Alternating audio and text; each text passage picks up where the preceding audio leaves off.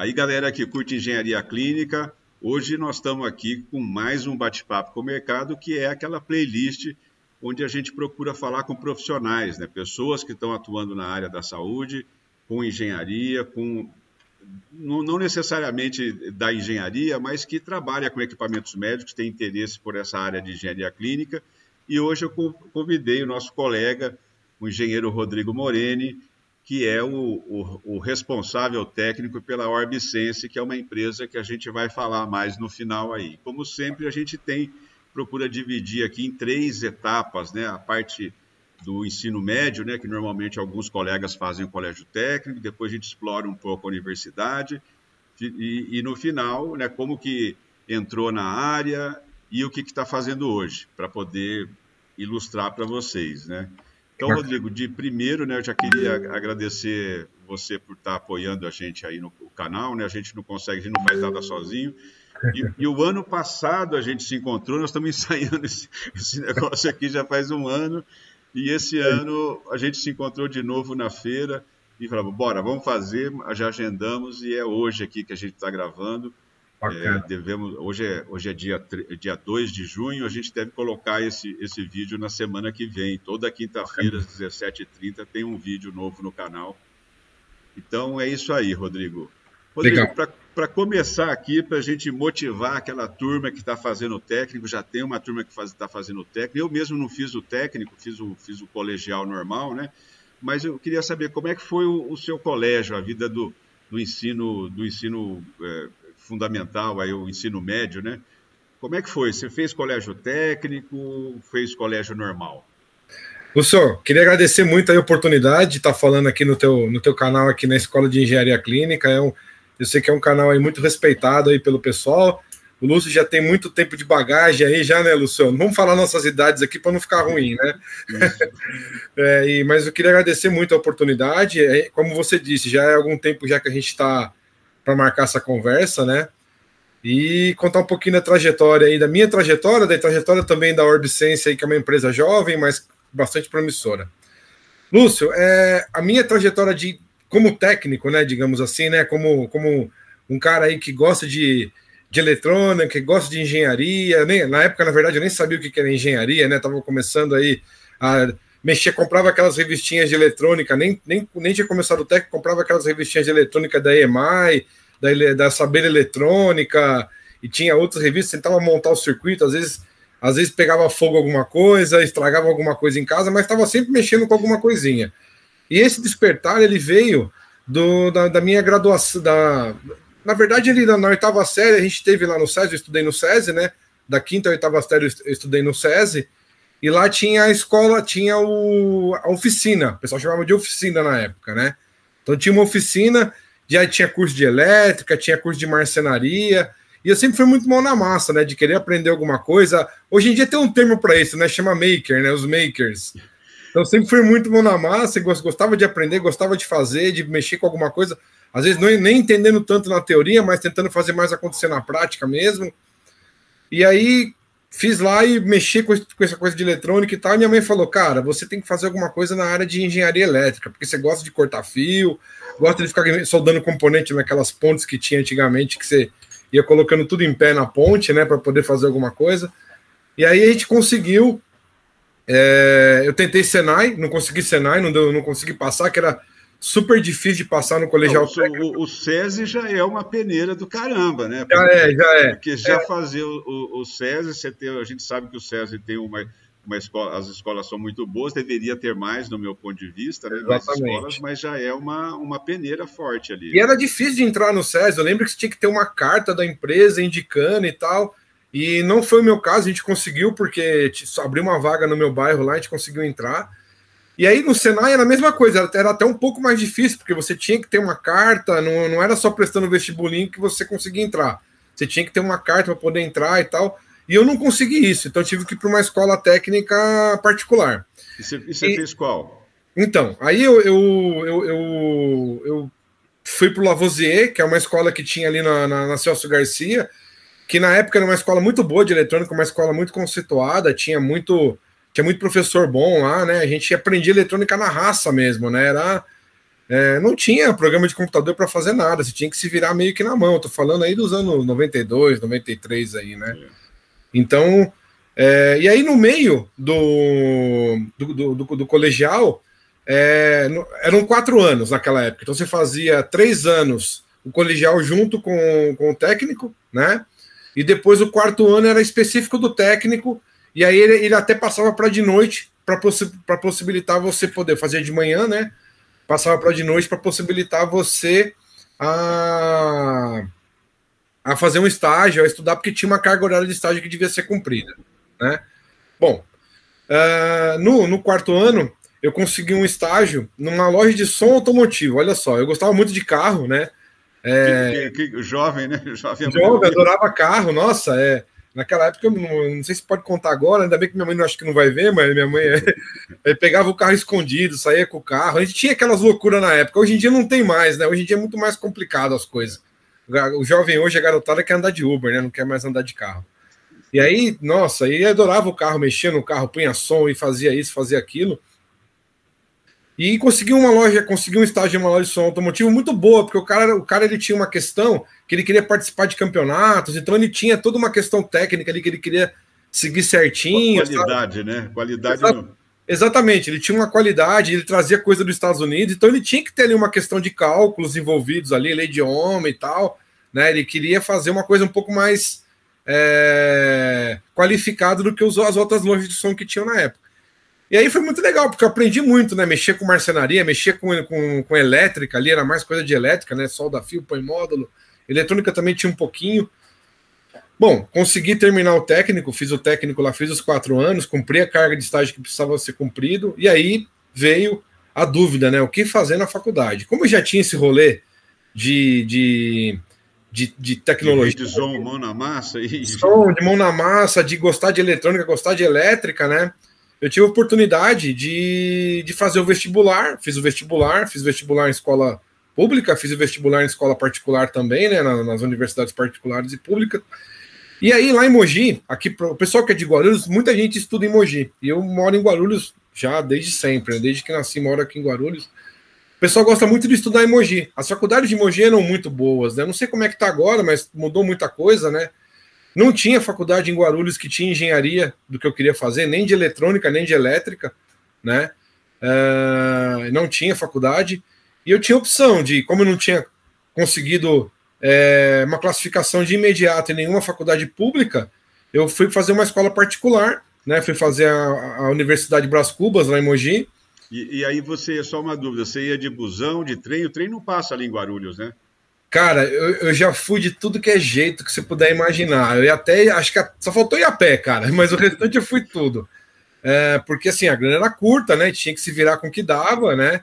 Minha mãe já não ajudava mais tanto quanto ajudava antes, tinha que pagar a faculdade, enfim, era uma dificuldade. Ali até proposital também para fazer você valorizar, desenvolver uma responsabilidade ali e tal. Bom, logo no início da faculdade, eu consegui um estágio. Na verdade, começou como estágio, mas foi bem curtinho, 2 meses, e já logo fui efetivado como técnico em eletrônica numa empresa que era uma assistência técnica da Baxter, exclusiva da Baxter. Eles prestavam assistência técnica só para a Baxter. Era um engenheiro que trabalhava na Baxter, e ele aí deram a oportunidade de ele abrir uma empresa, e ele abriu uma empresa com exclusividade da Baxter. Né? E já é outro pente fino também, né? Sim, era um outro pente fino. E aí eu fui escolhido lá como técnico, fui escolhido para trabalhar com eles como técnico, trabalhei com eles como técnico um bom tempo, e nesse estágio eu tive a oportunidade de ter contato com o equipamento médico, e aí me fascinou, né, esse mundo, né? Porque é um mundo, assim, cara, de qualidades altas, né? De você... eu não vou dizer que tem grana sobrando, porque não tem grana sobrando, mas assim, a própria qualidade, ela exige que você tenha um pouco mais de despendimento financeiro para fazer a coisa acontecer, né? E era o quê? Hemodiálise, bomba de infusão? Então, ele tinha exclusividade de um equipamento que era a tal da Ferese. Eu nunca sei se fala Ferese ou fala Ferese. Eu falo Ferese. Então, é isso aí. E era eu lembro até hoje o nome do equipamento, era CS3000 Plus. Esse equipamento, cara, ele parecia uma máquina de lavar roupa, assim, o tamanho dele era gigante, tinha uma centrífuga enorme no meio, assim, um painelzão. E aí, muita da eletrônica que tinha lá era uma eletrônica discreta, né? Uma eletrônica baseada em lógica. Tinha uma placa que chamava Logic Board, uma placa analógica, uma placa que era uma placa de processamento, mas também era tudo 8051, né? 8080, né? Aqueles processamentos super antigos. E a máquina tinha uma responsabilidade muito grande, né? Porque ela tinha que tirar o sangue da pessoa, centrifugar o sangue, separar o que precisava e voltar de novo para dentro da pessoa, né? Devolver o sangue, faltando aquelas questões que eram doadas ali, né? Na Aferese, né?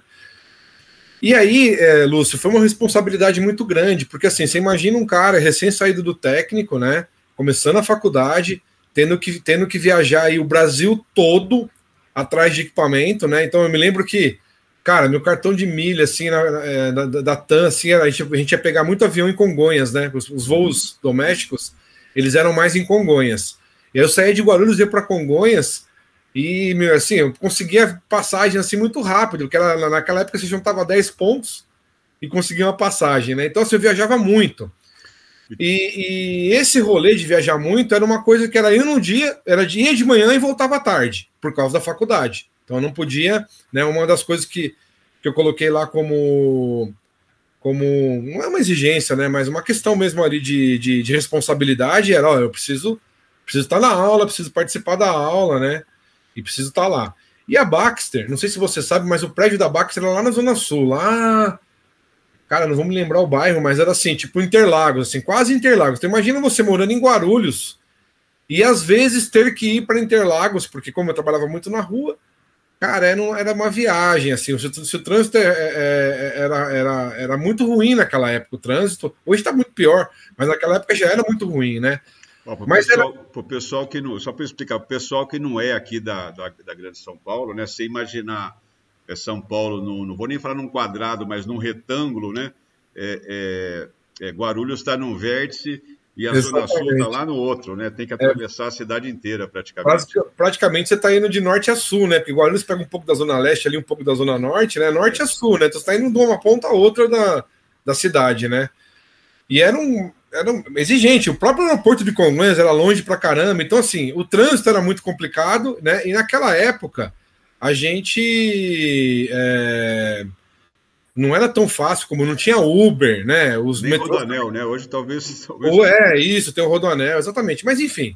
Mas, assim, eu gostava muito da área. Então, assim, o sacrifício valia. Então, eu adorava estar dentro de hospital, participando, entendendo como funcionava. Ele também tinha uma outra parceria com a Fenwal também, então, com a Terumo, então tinha lá alguns bomba de fusão, né?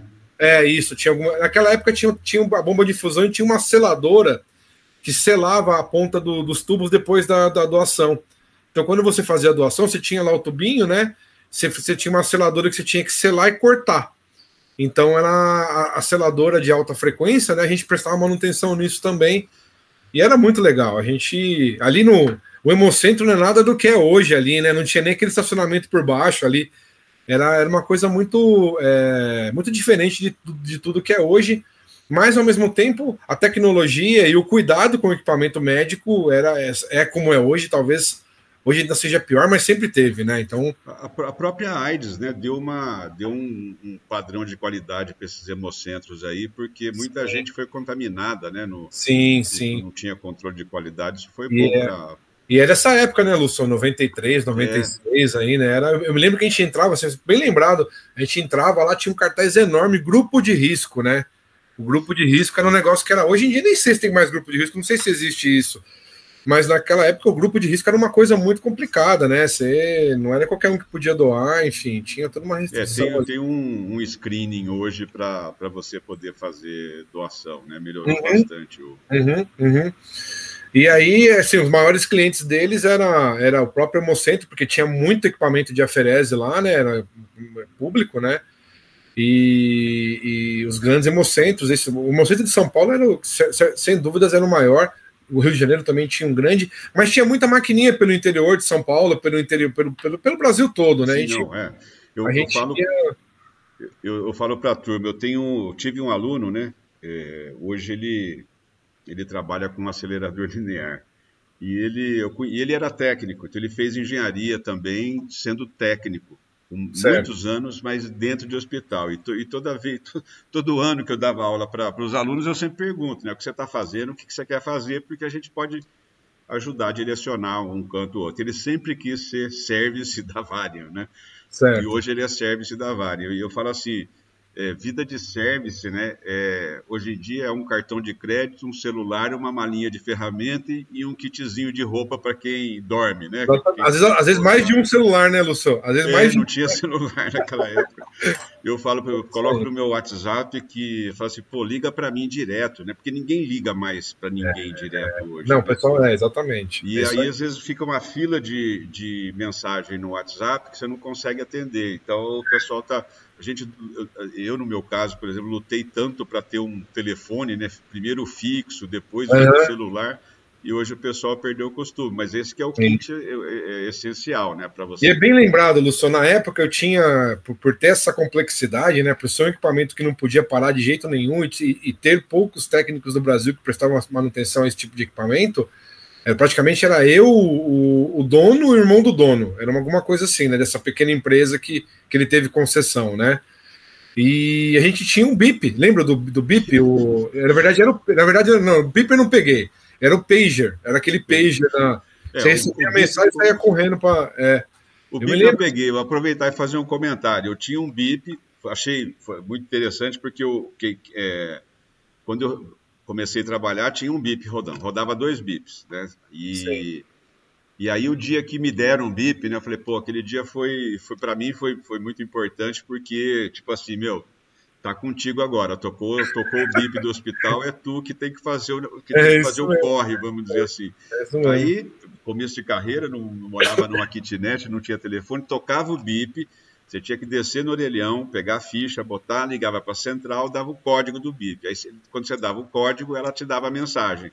Aí, normalmente, era ligar para o hospital. Aí, você pegava outra ficha, colocava, ligava para o hospital e via o que estava acontecendo e, se precisar, dirigia para o hospital. Aí, depois veio o pager, né? Que você podia dar mensagem de texto. Da Motorola, né? Aquele Exatamente. E aí, então, assim, eu me lembro até, isso aí...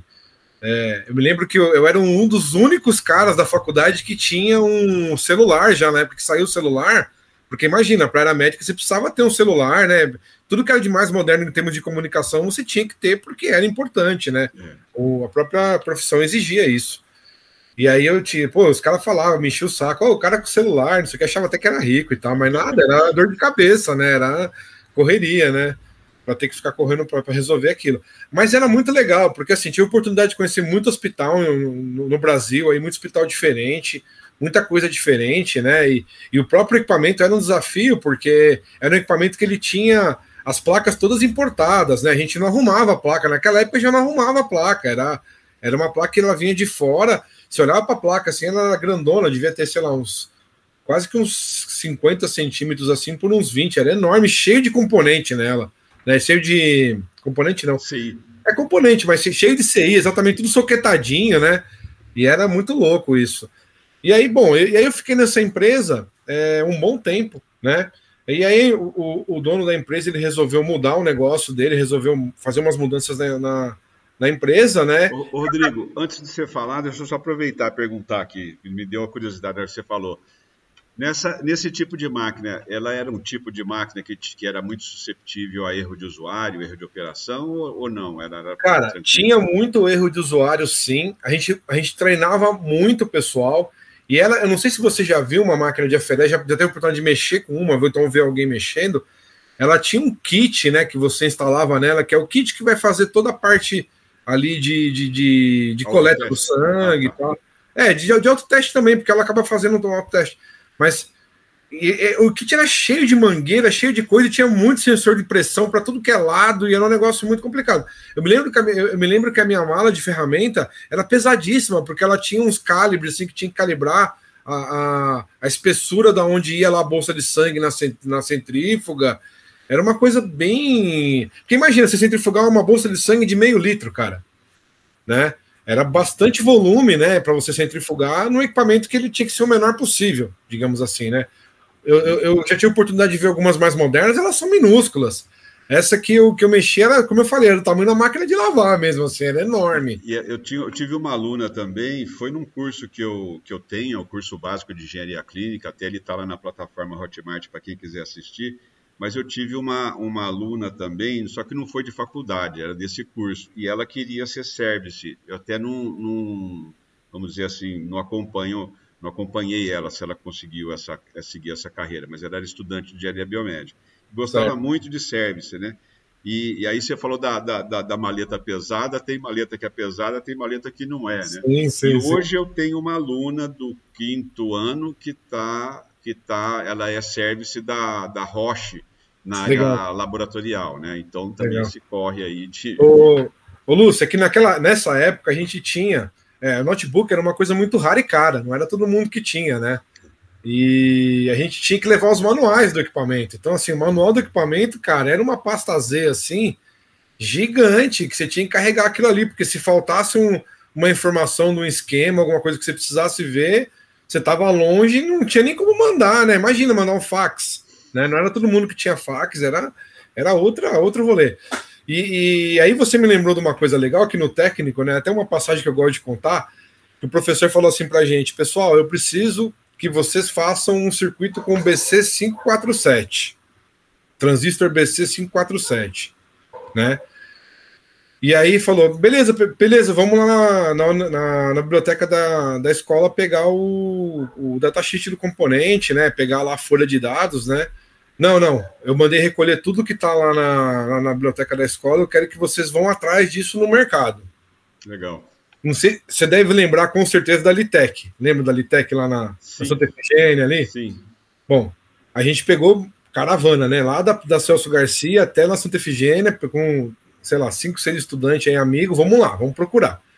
Chegou na Litec, olha, tinha datasheet de tudo, databook, datasheet de tudo, mas não tinha do BC547. E a Litec, naquela época, ela já estava com uma ideia do que é o seguinte: eu não vou conseguir ficar vendendo databook. Eu tenho que vender uma cópia do databook que está aqui. Ela já tinha percebido isso, né? Porque tinha uma época que você tinha que comprar o databook inteiro por causa de um componente. Era que nem CD, né? Comprava o CD inteiro por causa de uma música, né? E ela percebeu isso, só que ela não tinha daquele componente. Aí nós somos numa empresa chamada CID Eletrônica, nem sei se existe ainda. Batemos na porta do engenheiro, o engenheiro foi muito legal, recebeu a gente. Eu vou fazer uma parte aqui, eu falo para o pessoal, meus alunos, né? Falo assim, gente, não fica 5 anos aí aprendendo a atender a exigência da faculdade e não entender o mercado, né? Exatamente. Porque o estudante é muito mais fácil a porta abrir, né? Você bate Exatamente. lá, fala, estudante, eu vim lá de Guarulhos, atrás do negócio, o cara falava, tudo bem, vai, entra, entendeu? O cara se sensibiliza com você, porque já passou por isso, né? Já teve essa... Bom, aí nós fomos até lá, chegamos lá no engenheiro, foi muito legal, recebeu, mostrou a empresa pra gente, a gente nunca tinha visto uma empresa de componente, né? Ficamos felizes pra caramba, tirou lá a cópia pra gente do BC547, entregou pra gente, nós levamos aquilo ali até a escola, projetamos o circuito, corroemos a placa no percloreto, compramos componente, fizemos o circuito. Lúcio, você percebe a dificuldade que era de você conseguir ter uma placa eletrônica na mão naquela época, cara? Assim, você não tinha informação, cara. O pessoal que não conheceu a Litec, era um lugar lá na Santa Efigênia que a gente sabia que tinha esquema, entendeu? Então você ia para lá, que era a sua chance. Eu acho que esse corre que vocês fizeram aí já vale meia nota, né? Já exatamente. 50% os caras conseguiram o esquema, então... É isso aí. Já tem como é que fala? Já recebeu um prêmio aí já, né? De consolação, pelo menos, né? Verdade. Bom, e aí a gente resolvia desse jeito. Imagina, hoje você dá 3 cliques na internet, você tem todo o datasheet do mundo que você quiser na tua mão, né? Componentes complicadíssimos e tal. Mas isso foi só um parênteses que eu lembrei, que foi uma passagem muito interessante que a gente teve aí, de dificuldade, né?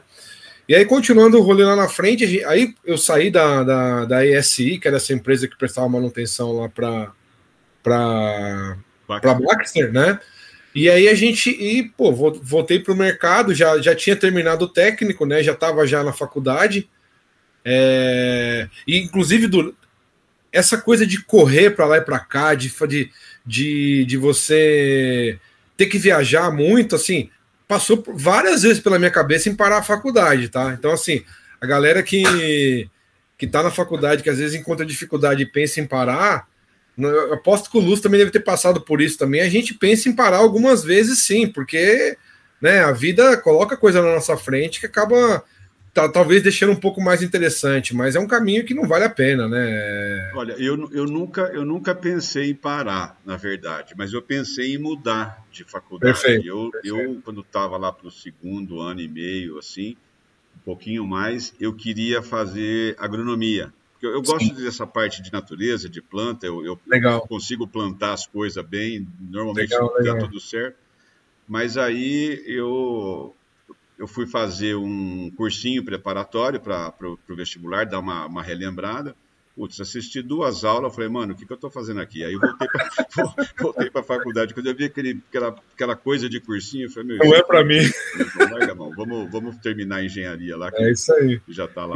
E aí a gente, bom, assim, passou pela cabeça várias vezes em falar, cara, dá uma parada, vai fazer outra coisa, mas graças a Deus que eu não mudei, porque assim, hoje eu me arrependeria muito se eu tivesse feito isso, Ô, né? Rodrigo, deixa eu te falar uma coisa que é uma coisa que eu percebo, né? Falar assim, a diferença do homem para a mulher. É uma coisa totalmente pessoal, uma opinião minha, né? Uhum. Mas o que eu vejo, assim, o homem, né? Ele tá lá com os seus 16, 17 anos, entra, faz um técnico, arruma um serviço e já começa a entrar uma grana. Sim, E às vezes entra uma grana legal. E aí o sim, cara já pega e esquece, né? Dá um del ali na parte de estudo. exatamente, é isso. E eu vejo que as mulheres já elas persistem mais, elas Tem vão. mais foco, né? Tem mais É, foco e e eu tal. acho que isso é um problema, você ganhar dinheiro quando você é Sim. muito jovem, né? Às vezes você pensa mesmo, né? Então, e como assim, como eu estava nessa responsabilidade, né, o salário vinha, tinha um bom salário, né, não era uma coisa, claro que não era nada, mas eu tinha o meu carrinho, eu tinha, né, as minhas condições de curtir a vida e tal, então isso meio que coloca você numa situação de que você fala, cara, não preciso de mais nada, isso aqui para mim tá bom, entendeu? Só que não é a realidade, né? Você tá no momento ali, é um momento, né? Assim como o momento muda, né? E Uhum. aí, se você não tem o teu diploma na mão, se você não tem uma questão de uma carreira que você está seguindo, tudo fica mais difícil, né?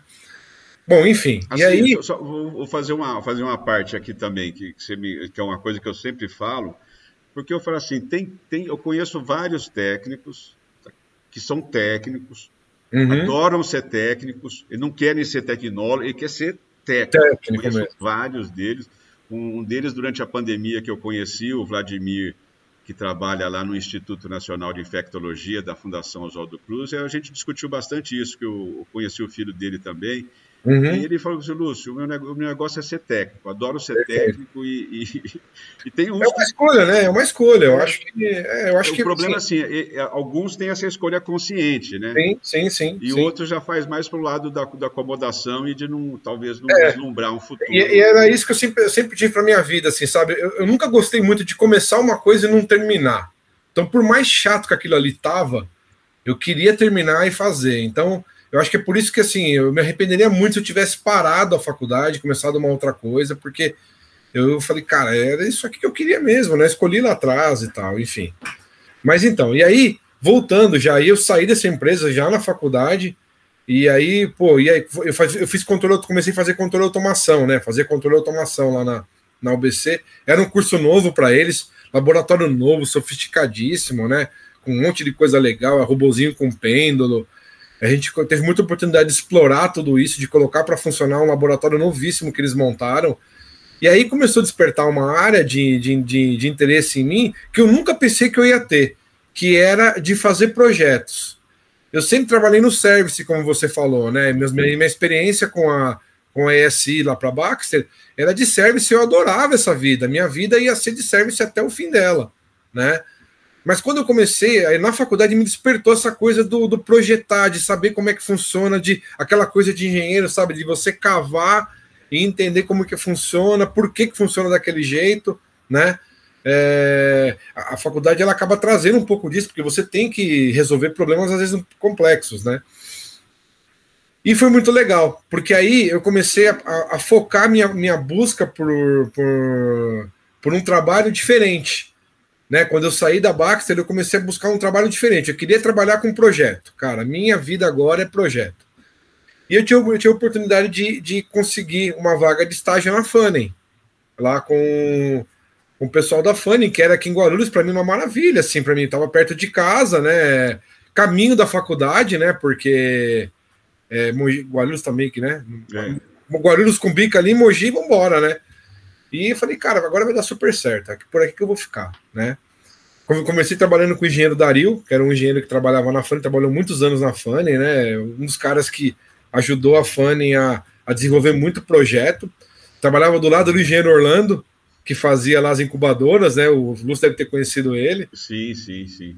O engenheiro Orlando. Nossa, excepcional, assim, trouxe tecnologia para... Levou, na verdade, a Fanning para muito do que ela é hoje em relação às incubadoras, né? Aos berços aquecidos, era tudo eletrônica dele, né? Na época, né? Então eu estava assim, do lado de dois caras que eram, porra, super referência, né? Nossa, em eletrônico, o Dario manjava, infelizmente faleceu ano passado, manjava muito de eletrônica e tal. E, putz, ali, cara, ali eu me realizei como uma questão de projeto que eu quero fazer. Eu gosto disso. Então você na Fanning você não foi service, você foi direto para projeto, vamos dizer. Isso que é um negócio legal, porque assim, eu fui direto para projeto, trabalhar dentro da engenharia. A engenharia da Fanning tinha 4 pessoas. Era eu, o Orlando, o Dario, Orlando, Dario e mais um outro técnico que tinha, e tinha um departamento, o pessoal chamava de departamento técnico, que era onde fazia os desenhos, né? Tinha mais lá umas 5, 6 pessoas no departamento técnico. Só que como eu tinha essa pegada de técnico eletrônica, de já conhecer eletrônica, de saber como funcionavam as coisas, como funcionava o dia a dia, eu vira e mexe, eu fazia trabalho de assistência técnica, até mesmo que o Dario pedia para mim, Rodrigo, vai lá ver lá a estufa lá que tá dando problema em um determinado lugar. Não, tudo bem. Eu ia correndo lá para ver, sabia como chegar no cliente, tinha essa pegada, né? Eu sabia fazer isso, né? Porque você tocou num ponto aí que é muito importante, né? O técnico, ele não adianta ele ter que ser, além dele ser um bom técnico, nessas áreas tem todo um conhecimento do que se passa dentro do hospital, né? Você conversa, você está arriscado a ser abordado desde o dono do hospital, do administrador, diretor, médico, enfermeiro, então você tem que ter um jogo de cintura legal ali para... E você tem uma questão, Lúcio, que às vezes você não pode falar tudo o que está acontecendo, né? Porque tem aquela questão ali do que está acontecendo, você tem que esperar para ver o que vai acontecer, então tem toda uma, né? Ainda mais quando você está do lado do fabricante, que eu estava do lado do fabricante, eu estava do lado da engenharia que projetou o equipamento. Tem políticas internas que você tem que seguir também, né? Exatamente. E a gente aprende a se comportar nesses lugares. Esses 4 anos de Baxter me deu isso, né? Eu saber fazer isso. Então eles me pediam, Rodrigo, vai lá, resolve lá o problema da estufa, tá dando problema. Porra, às vezes eu tinha que ir lá, cara, desenvolver software junto com o cliente lá para resolver problema. Era uma coisa muito especial deles ali e tal. Aliás, deixa eu já fazer uma parte aqui também para comentar. A gente tem aqui um bate-papo com o mercado que a gente, quem não conhece, que a gente fez com o seu Djalma, Luiz Rodrigues. Que legal, sensacional. Sobre a Fanning também, né? Ele é diretor da Fanning, enfim. E para o pessoal assistir, eu vou deixar o link aqui também desse lado aqui, vou deixar o link para o bate-papo para quem tiver interesse em conhecer mais o ponto de vista da indústria, que é bem o que o Rodrigo tá falando, né? Assim, o seu Djalma é uma sumidade, né? Todos conhecem, sabem quem é, enfim, é um cara assim que nossa, não tenho o que falar, mas assim, eu conheci o seu Djalma ali dentro da empresa dele, né? Como ele se comportava, e cara, o seu Djalma é sensacional, cara. Assim, ele é uma pessoa assim que ele compra a inovação, ele sabe valorizar a inovação, ele sabe por que a inovação tem que existir. Cara, eu me lembro que seu Djalma precisa pegar um negócio lá na China, tal. Não, vamos fazer aqui dentro, não quero que pegue nada na China, nada contra a China. Sim. Mas assim, ele sabe que precisava potencializar o país, né? Que nós estamos vivendo essa desindustrialização aí hoje, né? Ela precisa ser revertida, porque senão a gente comoditiza tudo e daqui a pouco nós estamos ferrados, né? Temos que ter tecnologia, temos que ter desenvolvimento acontecendo no país. Eu conheci o seu Djalma através da enfermeira Maria Vanizaroni, que também é outra. Temos um bate-papo aqui com ela também. Bacana. Ela que acabou, a gente, por interesses comuns ali, né, a gente acabou se conhecendo.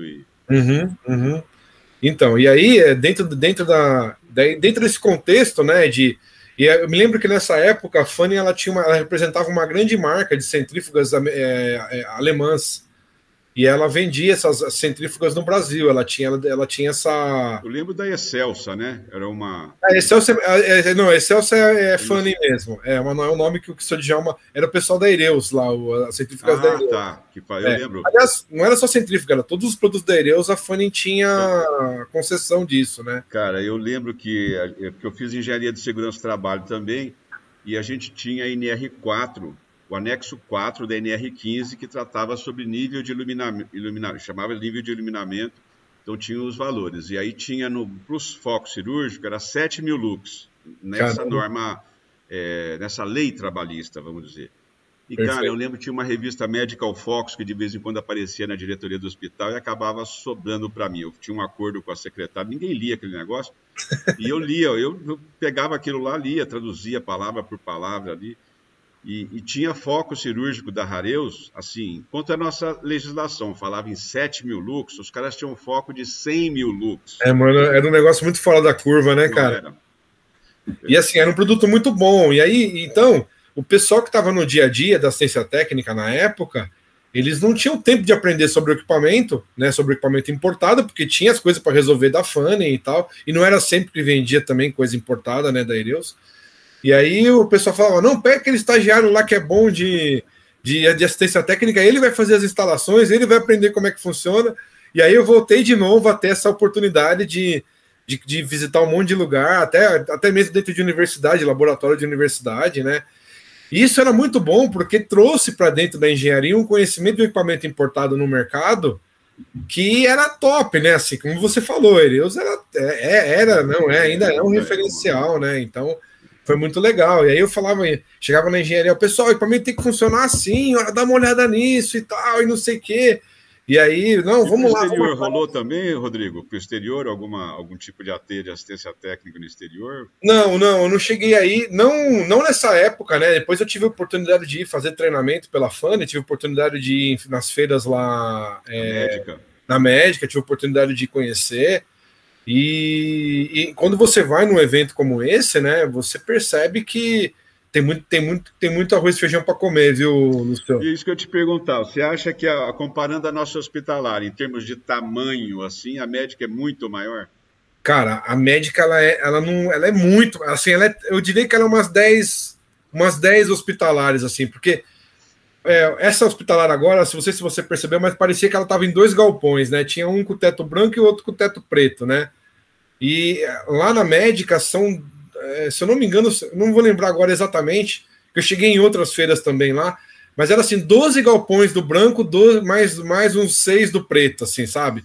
Porque é muito segmentado, né? Então você vai no equipamento, um lugar só tem ressonância magnética, o outro só tem a parte de laboratório, o outro tá os estandes da BIMO, o outro tá, sabe, é bem separadinho. Porque todo mundo quer estar lá, né? O mundo inteiro quer estar lá, né? Então eu já vou passar o chave. Se alguém quiser me levar para a médica, pode avisar que eu vou lá com todo o prazer para a gente fazer muito vídeo lá naquela feira. E lá não vai faltar oportunidade de fazer vídeo, porque lá tem muita coisa diferente. E é um mundo, né? Assim, pra você ter uma ideia, Lúcio, você não consegue ver em um dia só. Você vai para feira, vou pegar o avião aqui e vou lá para a Alemanha para a feira. Tem que reservar uma semana para isso.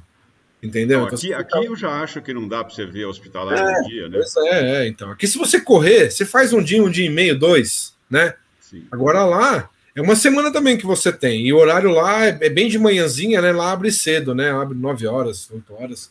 E vai até às 18. Então, é o horário comercial, digamos assim, né? Que você tem para visitar tudo. Mas é muito legal. Então, e aí eu tive a oportunidade de ir para fora para fazer essas coisas, de fazer treinamento também de algumas coisas. Mas aí, Lúcio, a coisa mudou. A coisa mudou para mim, porque depois saiu o engenheiro Dario, e eu já estava mais ou menos no finalzinho da faculdade. Eu já estava como engenheiro, já um engenheiro trainee na época, lá na Fanny, né? E já fazendo projeto, participando de projeto. Aí o bichinho do projeto picou e não quis mais saber de service, nada disso, né? Para mim, era o máximo do serviço que eu fazia dos equipamentos que eu projetava para poder saber o que está acontecendo no mercado. Eu sempre quis muito saber como estava e o que estava acontecendo, se as pessoas estavam gostando, né? Eu ainda acho que, assim, na minha opinião, um empresário, ele quer saber como está a empresa dele, ele olha para assistência técnica, né? Porque é lá onde está a coisa acontecendo. Então, se ele for lá... Eu acho assim, uma vez eu fui na Getin, na Suécia, e eles tinham criado um departamento novo que era o After Sales, e a Getin sempre vendeu máquina para a indústria farmacêutica no mundo inteiro, né? E os caras estavam super felizes, porque, primeiro, né, faturamento deve ter aumentado, né? Sim. E aí você criar uma estrutura top para não deixar a coisa cair depois da venda, né? Eu também acho que é muito vital. E eu falo uma coisa para os meus alunos também, às vezes, porque assim, é muito difícil você comparar sei lá, vamos comparar. Você vai comprar carro 1000, carro 1000. Tem lá, você vai encontrar uns 5, 6 tipos no mercado hoje. Perfeito. E às vezes é porque é tudo muito igual, né? Consumo é igual, velocidade, aquelas características todas são. Tá dentro de norma ali, tá meio equilibrado, né? E aí você tem que ir para o pós-venda, né? Descobrir como é que é o pós-venda. Aí a assistência técnica Eu acho que a saúde de qualquer empresa de tecnologia, ela tá na assistência técnica. Se você tá vendo ali a coisa indo bem, não tá tendo retorno, não tá tendo problemas, né? Enfim, críticos, né? Crônicos, né? De coisa de engenharia mesmo, de projeto, né? Ou então, se está tendo problema também por questão de atendimento, você precisa corrigir logo, porque aí essa é a impressão que você vai ter no mercado, né? Você pode até vender uma vez, mas se o cara ver que é ruim, ele não vai comprar mais, né? Enfim. Então, eu tinha muito disso. Então, dos projetos que eu fazia a minha parte de saber como estava no mercado, de querer saber, de querer participar. E também, Rodrigo, se você for com a mente e o coração aberto, né? Porque às vezes você recebe um telefonema, você tem vários tipos de cliente também, tem aqueles caras mais chato, mais, enfim. Mas se você, vamos dizer, tiver atento ao que o usuário fala, você traz muita possibilidade de melhoria, né? Você quer ver? Eu fiquei trabalhando por 20 anos na Funny, 20 anos trabalhando lá, desde a época de estagiário até depois como líder do departamento de engenharia. Eu percebi uma época assim que, cara, eu acho que foi até quando já estava assim no momento de voar sozinho, assim, de fazer outra coisa, foi quando eu pensei em fazer a Orbisense, né? Cara, eu tô aqui dentro, não tô vendo nem a luz do sol lá fora, porque você tá lá na engenharia envolvido naquele monte de coisa, né, e tal, e cara, certificação, a vida do engenheiro, a vida de um projetista, um engenheiro projetista de equipamento médico não é fácil. Porque o cara, quando termina já tem que reprojetar o outro que está vindo atrás, porque a norma está mudando. Né? Para a empresa, então, que tem que pagar por isso, nem se fala, né? Aí o pessoal fala, não, equipamento médico é muito caro. É muito caro porque tem um monte de coisa envolvida, que eu vou tirar até de lá da responsabilidade, que é altíssima, mas custos mesmos envolvidos, né? Quando eu entrei na Funny, Lúcio, o regulatório da empresa tinha 2 pessoas, era departamento de qualidade. Quando eu saí da Funny, tinha pelo menos umas 8. E a engenharia tinha mais 20 e tantos. Né? Tinha 4, como eu comentei no começo, né, lá atrás. Eu peguei vamos dizer assim, a mudança, né, da eletrônica, né? Sim. Porque a gente tinha uma eletrônica lá no final dos anos 80 e depois explodiu o negócio, né? A coisa sofisticou de um jeito que hoje um projetista, sou projetista de equipamento médico, beleza, o cara tem que saber rede Ethernet, tem que saber programar um microcontrolador com Bluetooth, com Wi-Fi, tem que entender de software, ele tem que entender de tudo um pouco, porque hoje a complexidade que você tem de um equipamento, ela é muito grande, né? Então, como é que você domina tudo isso e ainda deixa a coisa segura para o usuário? Então, aí é onde está a grande dificuldade de se fazer equipamento médico. E é por isso que acaba sendo... sempre fez questão de... Eu lembro que quando começou a certificação compulsória aí de equipamento eletromédico, né? A Funny sempre fez, como se diz, questão, né, de ter os seus equipamentos e às vezes os competidores nem tanto, né? Então, então sempre teve na vanguarda, né? Sempre puxando tecnologia para o equipamento. E isso é o DNA do seu Djalma, né? Isso aí é uma coisa que ele tem, assim, que, cara, acho super, super bacana. Para quem é engenheiro, a gente adora, né? Porque, seu Djalma, vamos trazer um negócio aí lá na Alemanha, assim, assado, o que será? Vamos ver como é que é e tal. Então é muito legal.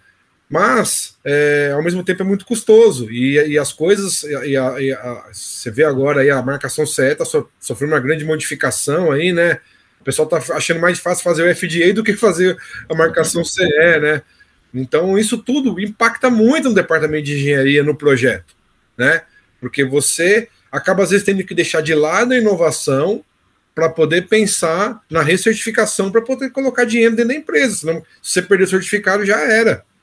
Né? Você deixa de poder comercializar aquele teu produto. E a Fanny também, no caso, né? Ela também, vamos dizer assim, até uma vez o senhor Djalma fiz um post no YouTube, né? Eu estava na Guiana, se não me engano, fazendo a avaliação de oxigênio lá dos hospitais lá. E aí entrei numa das unidades, tinham 2 incubadoras Fanny. Né? Eu tirei uma foto e postei. O senhor Djalma fez um... E acho que coincidiu que era não sei se era o aniversário dele, alguma coisa, foi o melhor presente que eu ganhei. Eu estou falando isso porque a Fanny também exporta, né? Então esse tipo de marcação e registro nessas agências regulatórias também custa, né? Sim.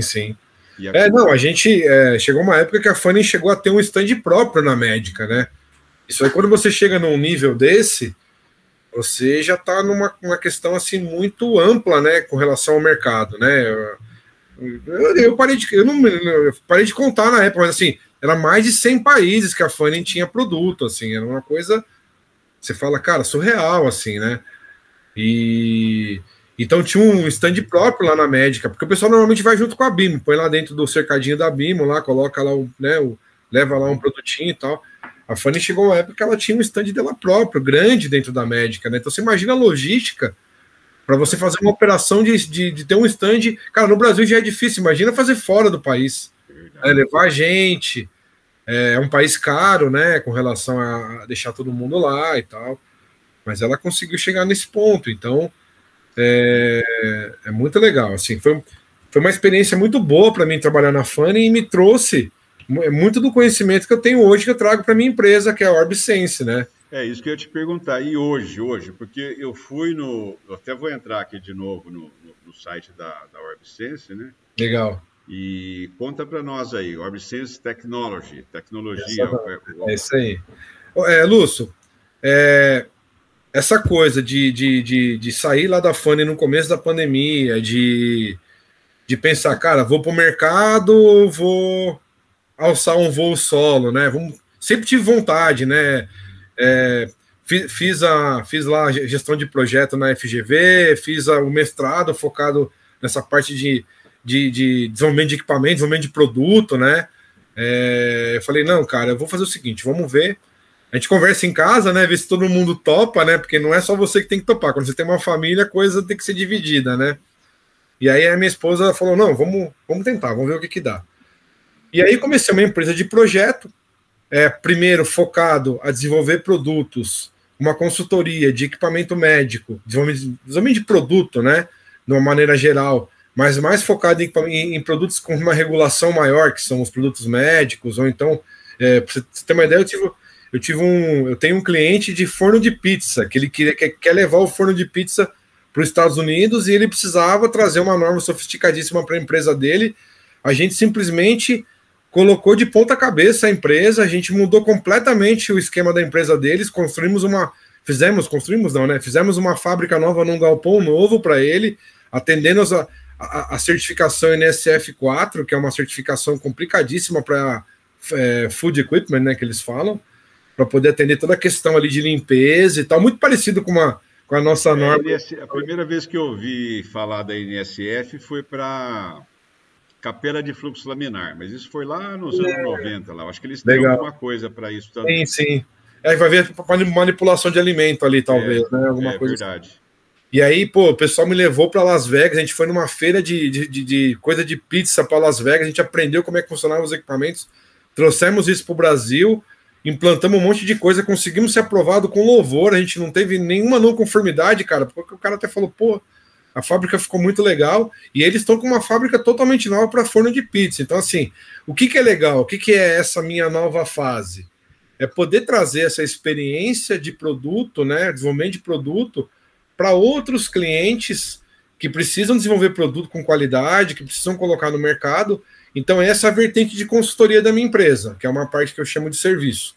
Tá. Né? Então, você vai aproveitar toda a rigidez do mercado médico hospitalar e acabar aplicando isso em outras. Quando a gente fala isso, a gente tem que tomar cuidado porque o pessoal fica até com medo, né? Fala, pô, o cara vai vir aqui e vai querer colocar aqui o Taj Mahal aqui, digamos assim, né? Não, é que eu falo assim, até você fala, a justificativa porque você foi aprovado lá, o processo foi aprovado com louvor, talvez seja por essa questão dos detalhes que tem na área da saúde, né? Sim, sim. Eu falo sempre para meus alunos para estudar a 14971 de gerenciamento de risco, né? Quer dizer, ela pode ser aplicada, no início ela fala, pode ser aplicada em qualquer indústria, né? E essas indústrias realmente, às vezes, não têm essa noção, né? Sim, sim. E aí eu tive outras empresas, para você ter uma ideia, cara, que chamou a gente para falar, não tenho nada da área médica e quero colocar esse meu produto aqui para ser da área médica. Não convém falar quem é agora, nem qual é o produto, mas eu quero colocar isso aqui para ser área médica. Aí você chega lá e fala, mas você consegue fazer isso? Você consegue fazer isso? Você consegue fazer isso? Você consegue fazer isso? O cara começa a coçar a cabeça. Ele fala, pô, daí já não é tão simples. Porque não é simples mesmo, cara. Não... E às vezes a consultoria... Uma vez um aluno me ligou, professor, tem um cara aqui na cidade, que o cara tem bala na agulha e ele quer construir um hospital. Eu falei, nossa, eu já ouvi essa história antes, né? Daquele cara que é um empresário bem sucedido no município, o cara quer brincar de hospital, né? Uhum. E às vezes você fala, não, o cara quer mesmo, fala, as regras do jogo são essa aqui, você tá afim de jogar? Exatamente. E às vezes o cara não sabe a regra do jogo, essa área hospitalar, ela tem várias regras do jogo, né? Sim, eu costumo dizer o seguinte, Lúcio, é assim, ó, uma mulher pare um filho em 9 meses, normalmente, né? Se eu colocar 2 mulheres, o filho nasce mais cedo? Se eu colocar 3, vai fazer em 3 meses? Não vai. Então, assim, não tem coisa que se acelera. Né? Quando você fala de Anvisa, fala de regulação, tem todo um caminho que você precisa percorrer. Você até consegue puxar ali um pouco mais aqui, gritar com o outro no telefone, fazer a coisa acontecer, mas não é tudo que você vai conseguir, né? Então, tem essa questão, né? E aí, uma outra analogia também que é assim, cara, eu não tenho nem equipamento seu na área médica. Então, imagina, você quer ir para uma festa, você tem dinheiro para pagar o convite da festa, mas você não tem gravata borboleta e não tem fraque. Você não entra, bicho. Entendeu? Você pode ter grana, pode encostar com uma Ferrari na porta, sem o dress code, né? Você não entra, né? Você vai ter que sair para comprar o teu fraque lá, a tua roupa. Então, a área médica é muito disso. Áreas reguladas é isso, né? Você tem uma exigência ali. E essa experiência da NSF foi muito legal, porque a gente não tem ninguém... Pra você ter uma ideia, não tinha ninguém que fazia a auditoria no equipamento aqui no Brasil. Então, você tinha 2 opções. Você mandava para fora ou fazia uma remota, que eles falam. E eu tive a oportunidade de fazer a remota, foi muito legal, o cara com a câmera checando o equipamento e tal. Aí depois veio um relatório desse tamanho, cheio de coisa para você mexer no equipamento, porque não, mexe aqui, mexe ali e tal. Então, você vê que o pessoal sabe mesmo, até por uma câmera o cara consegue perceber aonde que não vai escorrer direito a hora que você estiver limpando, que vai acumular sujeira ali e tal. Então, foi uma experiência muito bacana. E aí, então uma das vertentes da Orbsense Tecnologia é oferecer serviços como esse que você está falando, né? Aproveitando toda a sua bagagem da área da saúde. Isso. E a outra, né? A gente divide sempre em serviço e produto, mas eu gosto de dividir o meu como serviço, produto e solução, né? Então, a minha parte de produto, eu tenho um analisador para ar comprimido medicinal, que ele começou em parceria com uma grande empresa aí desse setor aí, feito em parceria com a Metalplan, a Air Liquide, né? Para a gente ter... Estou vendo a foto aqui no site, tem uma foto... Isso. A gente tem esse analisador que ele analisa monóxido de carbono e ponto de orvalho em tempo real no tanque ele descomprime, ele pega uma amostra, analisa e joga fora, né? Porque é ar comprimido, ele joga fora. Mas ele é muito importante porque ele dá um alerta para a máquina de que tem alguma coisa errada. Ele tem uma bombinha, tipo uma bombinha. Ele não precisa, porque o próprio tanque empurra lá para dentro. Pela própria pressão, você define um tempo, e pela pressão você sabe o volume que é mostrado. Exatamente, eu só despressurizo, tem uma válvula despressurizadora ali, então eu despressurizo ele entra com uma pressão menor, né, em torno de meio bar, mais ou menos, dentro dos sensores. Os sensores detectam ali como é que tá, e aí ele fala para você como é que tá teu ponto de orvalho e como é que tá teu monóxido de carbono. Por quê? Existe uma questão muito séria nisso. O pessoal às vezes tem um compressor num canto de uma sala, num canto do hospital, num canto da fábrica, né? No caso é mais nesse analisador, é mais para hospital mesmo, né? Que ele tá lá no cantinho e ninguém vai lá ver, ninguém quer saber daquele cara lá, tá fazendo barulho, eu escuto de vez em quando ele ligar e desligar, mas eu não sei se o óleo dele tá bom, eu não sei o que ele tá sofrendo ali, não sei nada, né? A gente percebeu isso. Então, às vezes, encosta um caminhão, Lúcio, do lado do compressor, o cara jogando fumaça, aquela fumaçona ali, o compressor puxa tudo para dentro, tem um filtro, lógico, mas ele não consegue filtrar uma quantidade muito grande, né, de monóxido, e isso normalmente iria lá para a ponta no hospital. Então, esse sistema ele tá para isso, para ele poder detectar esse tipo de coisa e, opa, parem as máquinas, né? Então, ele joga um alerta ali no próprio CLP do compressor, avisa, ó, para tudo, o compressor para. Então ele é como se fosse um ditador de regras ali. Fala, ó, aqui não vai passar não, mano. Entendeu? O Rodrigo, e para você, enfim, o que eu estava pensando aqui quando você estava falando, né? Sempre tem um livro, tem uma enfermeira muito importante na história da enfermagem aí, que é uma inglesa chamada Florence Nightingale. Ela fez muita coisa na Guerra da Crimeia, ou seja, ela mudou muita coisa na prática de enfermagem, por isso ela é lembrada aí. E ela tem um livro tipo O que é e o que não é, entendeu? What Certo. it is and what is not. Um Perfeito. livro que você acha na internet ainda aí. E uma das coisas que ela falava, né, que assim, por exemplo, você não pode ter a janela do quarto voltada para o estábulo, né? E o estábulo seria estacionamento hoje em dia, né? Porque você pega, por exemplo, um hospital que eu tenho como referência aqui, o Hospital Samaritano, ele tem vaga para mais de 700 carros, né? Imagina aquilo então, soltando fumaça, né? Se escolher bem o local, né? Sim. E uma outra dúvida, seria muito complexo incluir um monitor de dióxido de carbono? Não é complexo, é uma questão de sensoriamento mesmo. Então hoje como é que funciona, né? A gente tem um módulo que a gente chama de OSHM, que é OrbSense Hub Module, que ele foi concebido para ser um hub de eletrônica embarcada com IoT. Então eu não só consigo recolher a amostra, eu consigo do que vem do sensor, mas também preparar essa amostra, mostrar num display, controlar o compressor e mandar isso para a nuvem. Tá? Então eu consigo fazer isso. Aí eu tenho várias conectividades. Eu posso mandar por Wi-Fi, eu posso mandar isso por LoRaWAN, que é um outro tipo de conexão, baixa latência. E posso mandar também por celular, também tem um modem lá dentro, né? Aí só para terminar. E aí depois do lado dela eu tenho a OSAM, que ela é OrbSense Acquisition Module, que é um módulo de aquisição. Então, o que ele faz? Ele vai aquisitar diversos tipos de coisa. Pode pegar temperatura, pode pegar umidade. Então, peraí. Você desenvolveu primeiro tipo um hub. Isso. Primeiro, na verdade, os dois foram desenvolvidos juntos, né? Mas eu quis modularizar. Sim. Porque eu pensei, cara, eu vou ter situações onde eu vou ter que ter um sensor diferente, eu vou ter que ter uma coleta diferente, né? E eu não quero misturar a parte de gás com a parte de eletrônica. Então, toda a parte de aquisição é feita no módulo... Entendi. Da direita, e aí aí tem um cabinho que vai lá para o hub, e esse hub trata essa informação já eletrônica, né? E joga isso para o compressor, né, na tela, para a nuvem.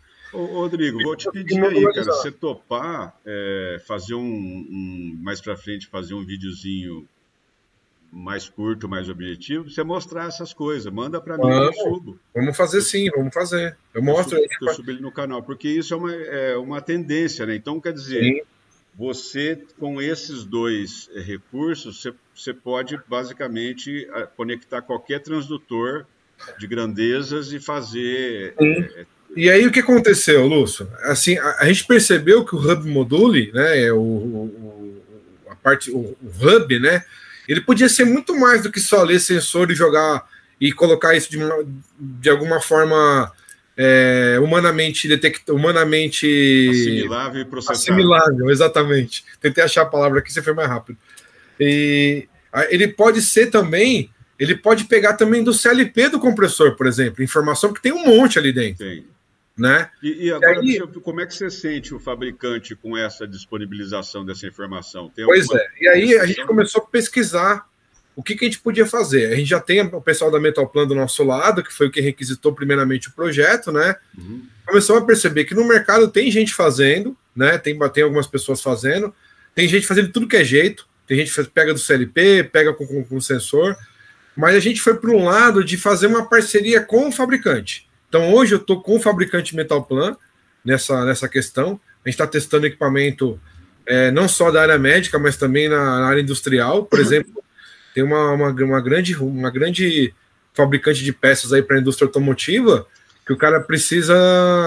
É assim, o equipamento é composto por um compressor e uma usina de nitrogênio, um gerador de nitrogênio. Então, isso tudo é uma usina de nitrogênio. Essa parceria que eu tenho lá com o pessoal da Metalplan possibilitou a gente a conseguir coletar. Pra você ter uma ideia dessa usina que eu mencionei, que é uma usina de nitrogênio, a gente coleta 84 variáveis e manda isso para a nuvem. E essa usina está onde? Essa usina está lá em Manaus. É uma empresa lá de Manaus. Tá. A empresa é de Manaus, tá. Isso. E eles têm 3 usinas dessa, então são... Para cada uma usina tem um módulo um módulo hub, né? Mas a Metalplan não fabrica isso, né? A usina. Fabrica a usina. Eles a usina é deles. De eu conheci primeiro a Eniplan. E a Metalplan eu conheci depois. Até seria interessante a gente poder um dia marcar esse ano, talvez, a gente conseguir ir na fábrica. Era isso que eu ia propor agora, a gente marcar um dia para você dar uma olhada lá, conhecer. Eu topo. Essa parte medicinal, Lúcio, eles até têm alguma coisa, mas ela é muito mais em parceria com a Air Liquide. Entendi.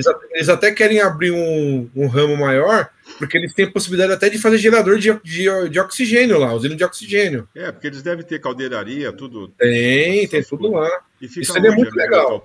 Guarulhos mesmo? Cajamar aí, em Cajamar. É pertinho pra gente. Vamos marcar um dia, nós vamos lá. Vamos marcar, sei lá, julho. Isso. Bem isso. Puder final. Eu tô de férias, né? Assim, desde o dia 1º de junho eu tô de férias, mas tem um monte de coisa. Acho que eu vou ter que trabalhar mais uns dias aí para eu tirar algumas coisas da frente.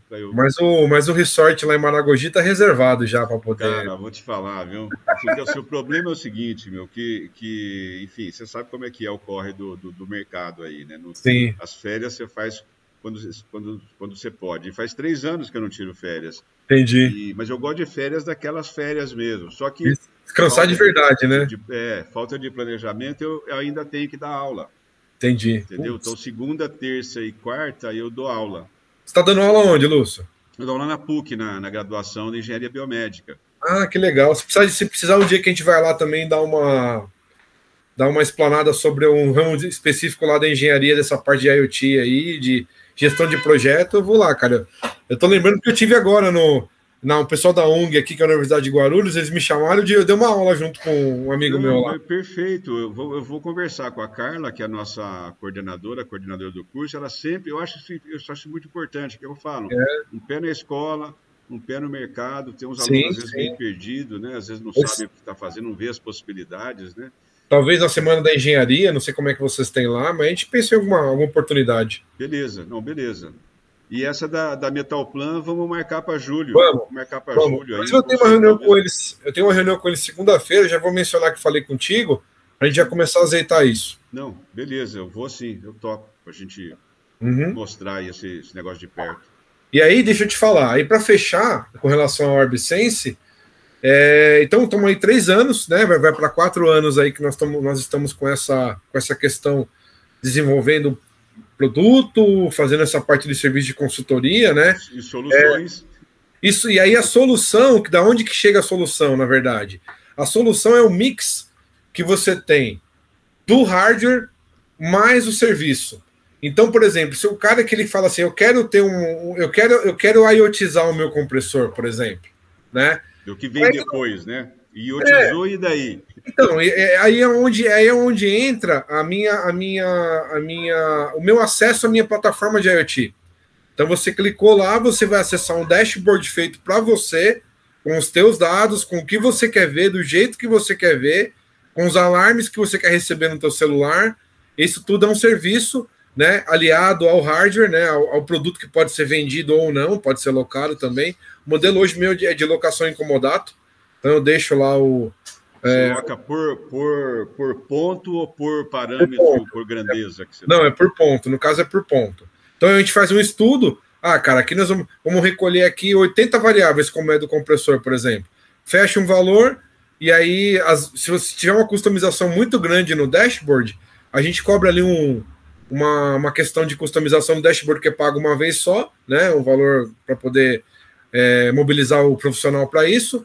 E a questão depois aí está incluso o chip que está lá, é o chip meu de dados, aquilo ali é meu, eu que pago por aquilo, né? O acesso à plataforma também é minha, então isso tudo está incluso numa mensalidade que é negociada dependendo de cada caso.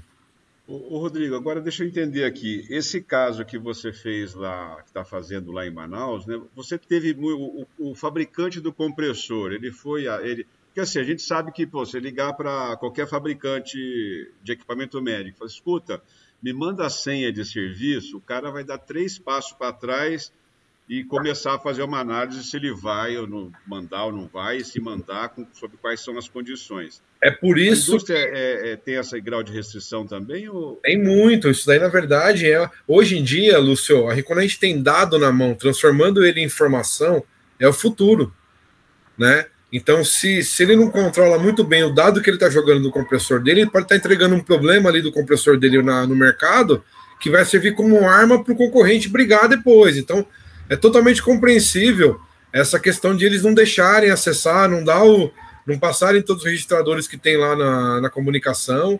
E aí, nesse caso, com a Metalplan, eu tenho um contrato com eles que eu pego as coisas certas que precisam ser pegas.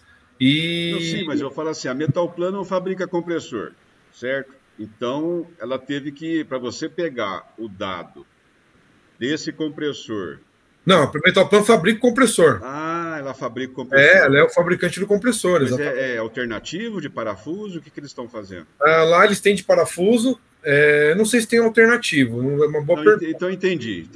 Então você está direto com o fabricante. O fabricante... Assim, porque você tem outros fabricantes, não, né? Eu estou com o fabricante do motor, que também faz usina, que também faz gerador, entendeu? Então eles têm essa questão também de subprodutos deles, né? Entendi. Uma usina hoje de nitrogênio está na casa de milhões de reais, assim. É um negócio... Putz, não tem por que não ter um monitoramento, entendeu? Ah, não, isso aí eu acho que é uma coisa super legal que você está fazendo aí, porque, assim, Rodrigo, até assim, acho que a gente não comentou isso em detalhes, mas a resolução da Organização Mundial da Saúde foi aprovada na Assembleia Mundial da Saúde.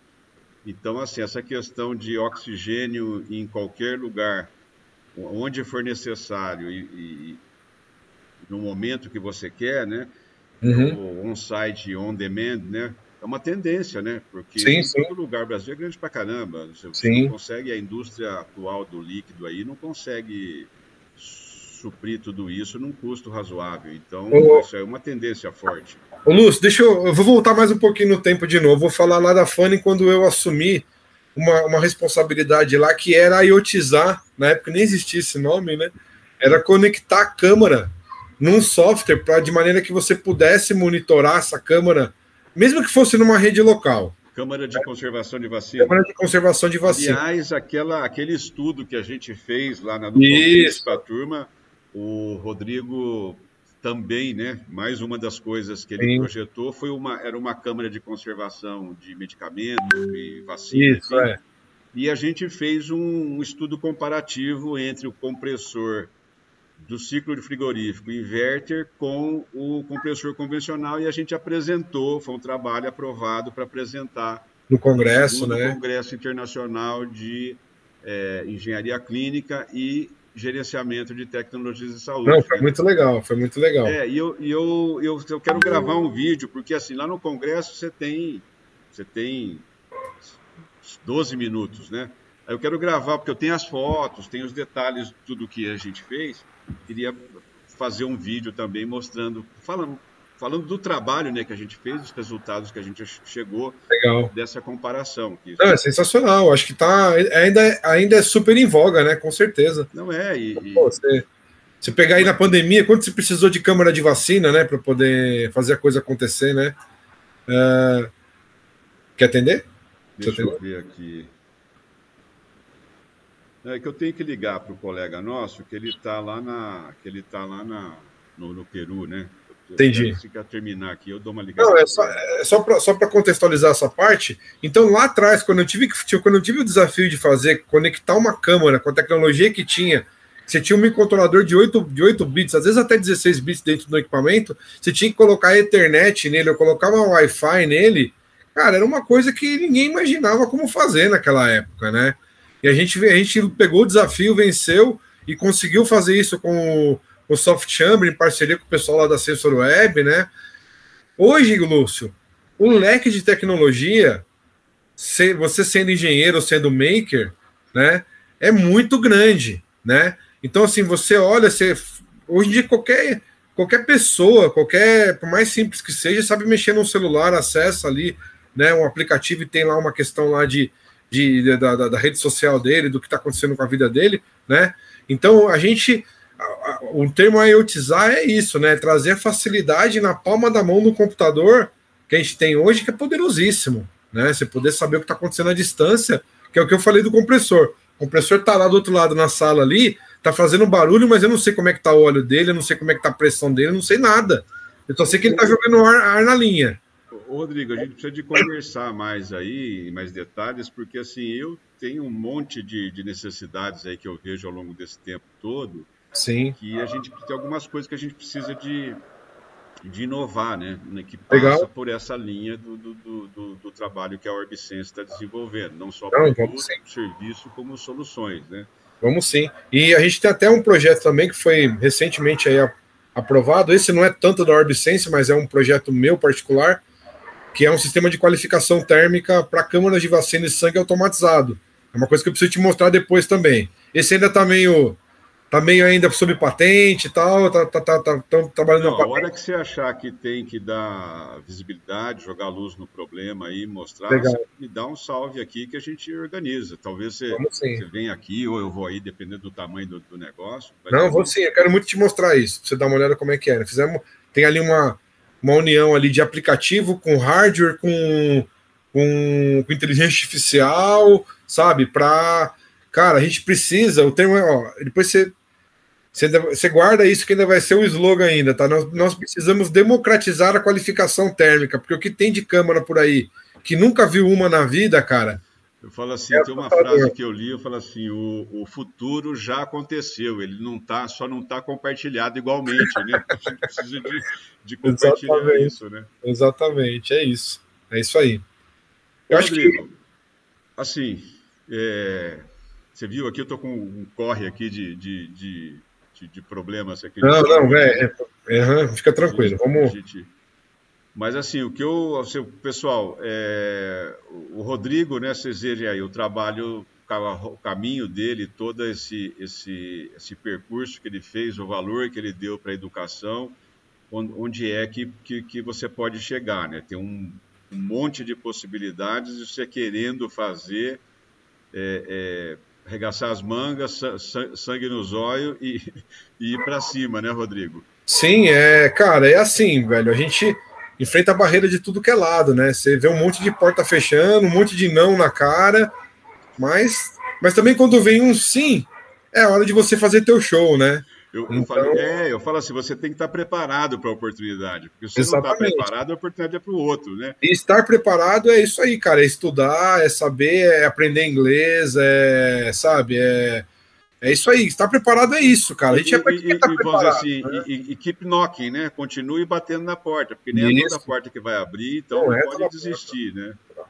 Exatamente. Você viu, essa oportunidade que eu tive na Funny há 25 anos atrás aí, mudou minha vida, né, no ponto de vista da engenharia, né, porque me colocou numa empresa de desenvolvimento de equipamento médico que, se não for a maior, é uma das do Brasil aí, né? Com certeza. E assim, Rodrigo, falando para o pessoal aí, né? Então nós já temos aqui duas coisas, né? Uma é essa de qualificação que você tá trabalhando ainda, e Sim, vamos marcar uma visita na Metalplan para conhecer melhor aí com mais vamos, detalhes vamos sim. as possibilidades e trocar ideia aí. De repente acaba até fazendo um negócio, né? Ué, vai saber, né? Eu acho que os bons negócios nascem das melhores conversas, né? Exatamente, né? Conversando a gente se entende. Com certeza. E as melhores ideias, então, nem se fala, né?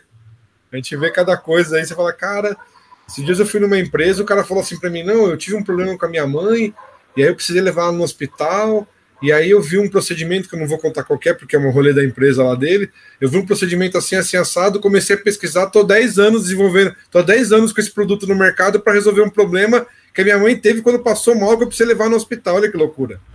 Não, Né? eu acho assim, a gente sempre esteve em lados opostos, porque eu sempre, apesar de ter prestado serviço para a indústria, mas 99,9% da minha dedicação é para o hospital, né? Então são Sim, visões diferentes, né? De sim, repente sim. que acabam se complementando. Eu vi uma palestra do professor Henderson, lá da Bahia, lá, né, que agora está na secretaria do governo da Bahia. Professor doutor, né? Professor doutor, é verdade. Eu sempre esqueço desse detalhe, professor doutor. E merece todas essas honras, porque ele é Sim, não tem sensacional. Né? dúvida. Não tem dúvida. Ele colocou uma. Não sei se você participou da palestra dele lá no hospitalar, mas ele falou uma coisa muito interessante. O serviço de saúde tá lotado de tecnologias fantasmas, cara, que tá lá acontecendo, que todo mundo faz no dia a dia e que ninguém ainda foi lá, olhou e falou, cara, eu vou transformar isso em produto. Eu vou fazer disso daí alguma coisa que ajude, né? Claro que não existe empresa sem faturamento, né? Claro. Exato. Faça o cara ganhar dinheiro, mas também que ajude, né? Que traga uma contribuição. O papel Para social, né? Exatamente, é isso E aí. esse ano foi o primeiro ano da SBEB, eu não consegui acompanhar tudo, Não, entendeu? tá. Mas foi o primeiro ano Foi muito da legal. SBEB dentro da hospitalar, junto com a Abimed. Foi a abertura do o presidente Ailton Carneiro, né? E Perfeito. assim, eu realmente não consegui, mas o que eu recebi de post, eu divulguei, compartilhei e vi que você Legal. foi lá então, né? Eu Então, fui, eu fui. Eu quero depois até aproveitar a oportunidade para falar contigo. Eu quero me filiar lá, o pessoal da SBEB também. Quero.